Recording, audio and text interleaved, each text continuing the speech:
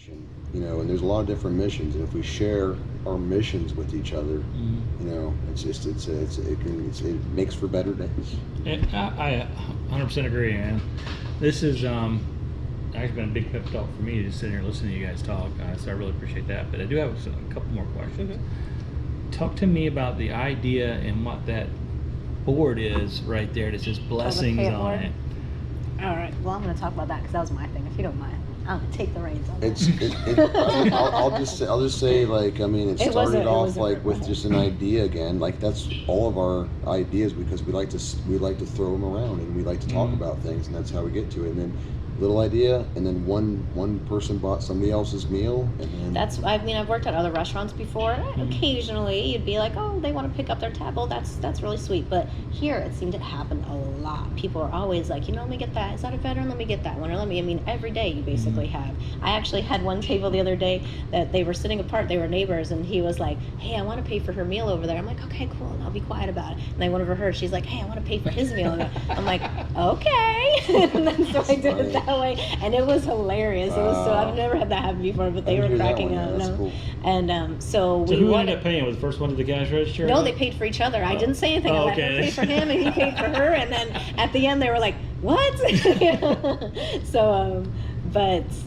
So we talked about people would want to, we call it pay it forward, thank you for paying it forward.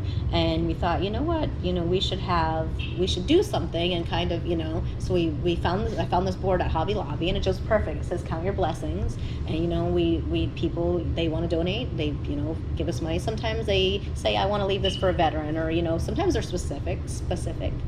Sometimes they're not, but we take whatever we ask them. Would you like to leave a note? Would you like to write something? That, because people, sometimes you can tell when someone's having a hard day. We choose who we want to bless, and sometimes someone came in today, they didn't have them. Like, you're fine, you didn't have your cash, that's what it's for, but we, sometimes they write a little note, and when we feel someone needs a blessing, or people come in, there's homeless that come in, that's for that's for as well. We let people know. It's not always about food. We've helped people with gas. So yeah, that's the cool thing, is like the more that's donated, the more that we use, and the more stories we have about it and whatnot. Like, we don't go on social media, we don't take pictures when we do it. It's in the moment, and it's I believe it's supposed to happen. Like, it's crazy. This one guy showed up, because I don't remember his name, and unfortunately I try to remember everybody's name, but I'm getting better at it.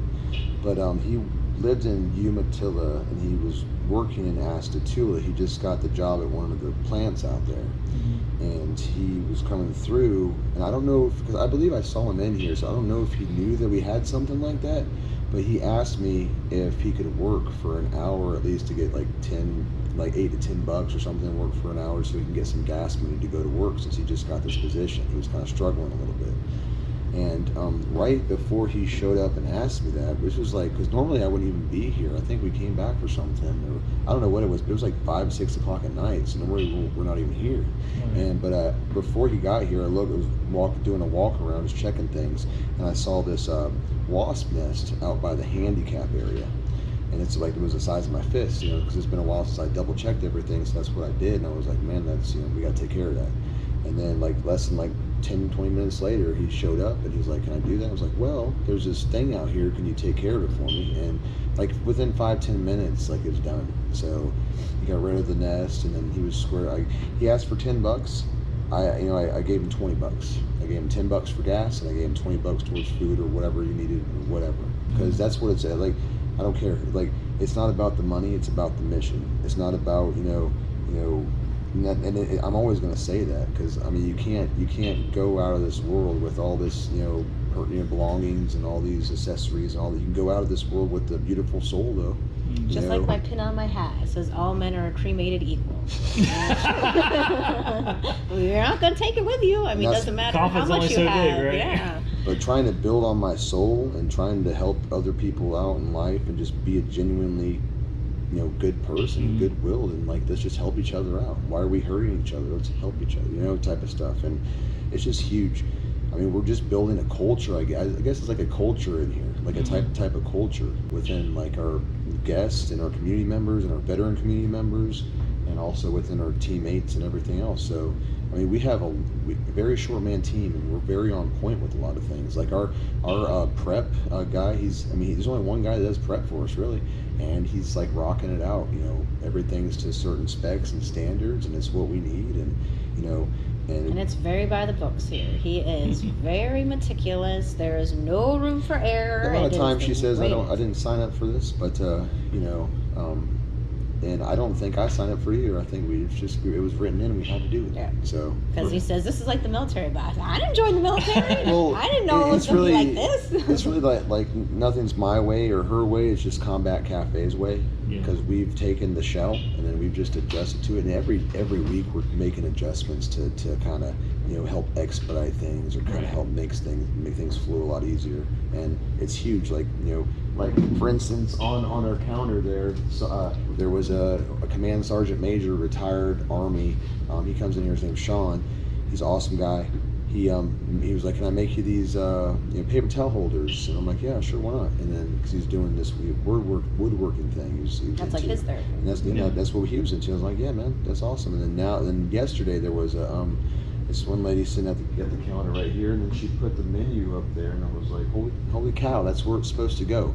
That's another one of those things that I don't know. I didn't know it was supposed to be there, and I didn't know it was supposed to go there, but in due time, it ends up getting where it's supposed to. It ends up belonging. It does. It's like I would have, if you hadn't told me that story, I was like, oh, that's some pretty cool menu holders they have.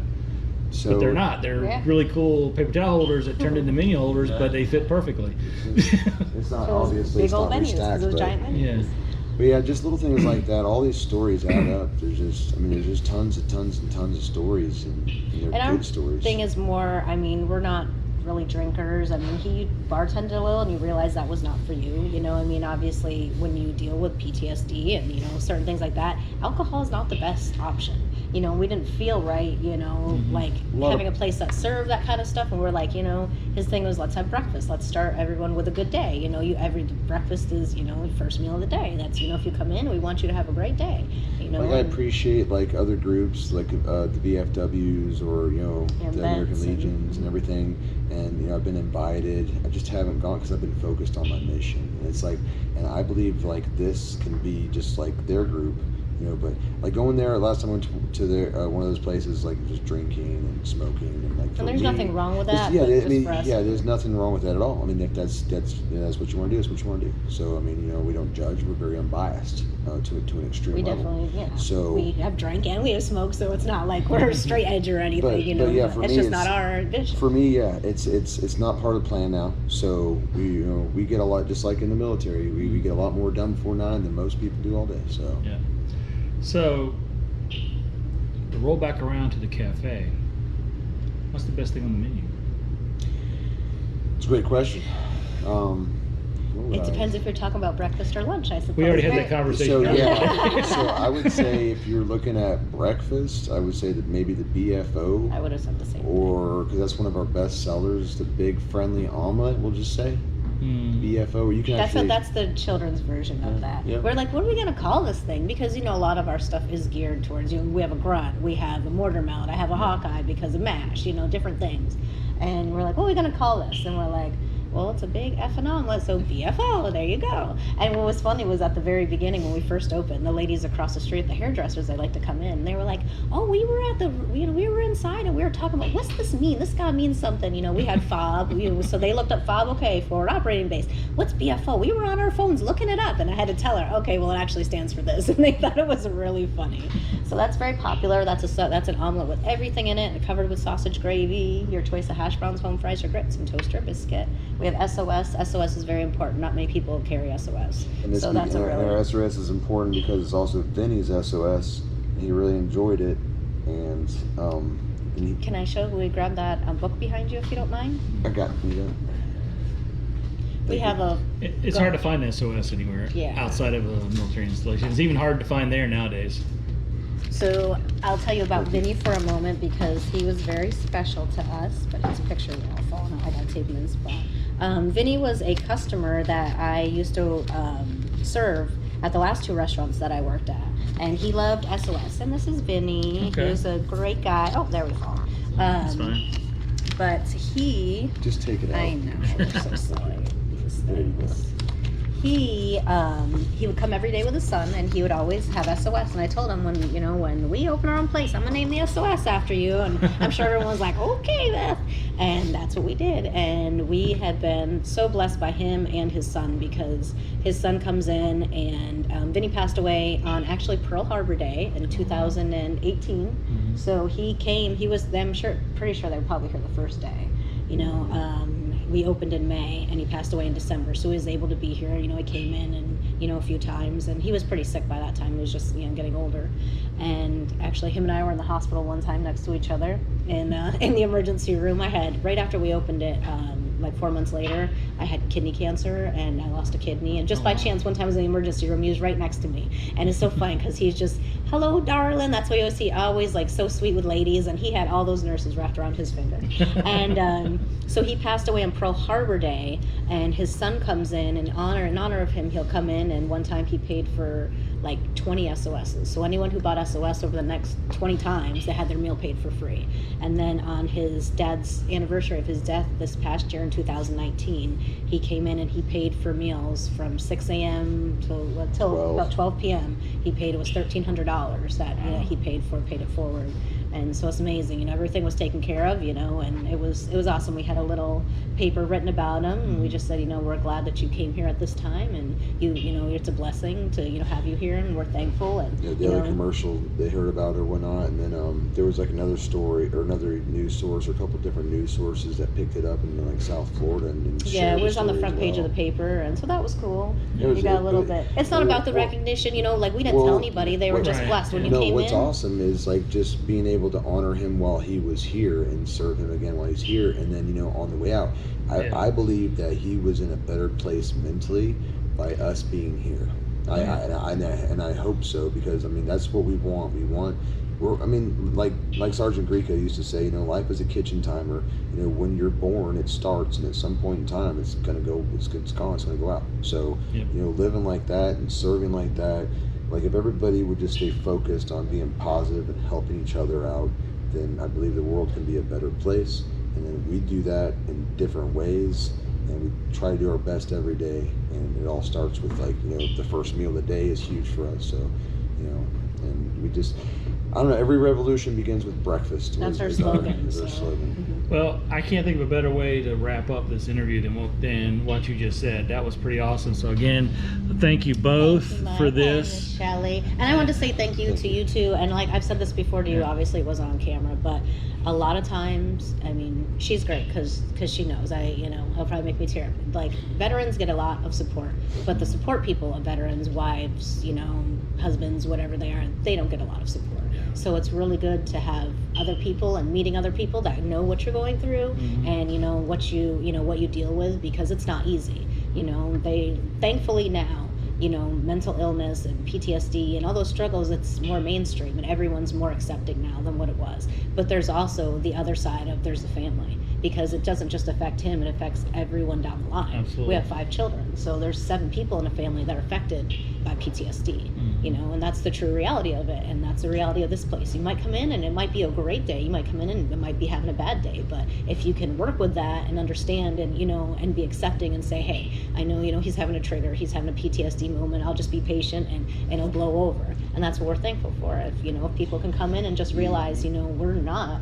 For me, it's huge to have my bat turned to like 250 guests that come in like on Sunday, and I don't even there's like, I'm not sure how you do that, to there's be honest with you. So for me, that's huge exposure therapy for me. Breaking down that wall. I locked myself into a hotel room for almost a month, a couple months after I got back from Iraq. I thought I could get away from the world. I thought I could get away from my nightmares. I thought I could get away from everything, and it would be okay, but obviously not. So I got back on track, and then slowly but surely, good things started to happen over time. But I believe that if I didn't go through what I went through, I wouldn't be here to help others today. Right, and that's the exact same thing I say to people. Is because people will ask me sometimes, well, are you, mad at God at what happened to you, or, this or that? I'm like, whatever happened to me, so I can help somebody else. And I may never know who that somebody else was I helped. I may never know how I helped them, so I just got to keep looking for those opportunities to help. Mhm. It's huge.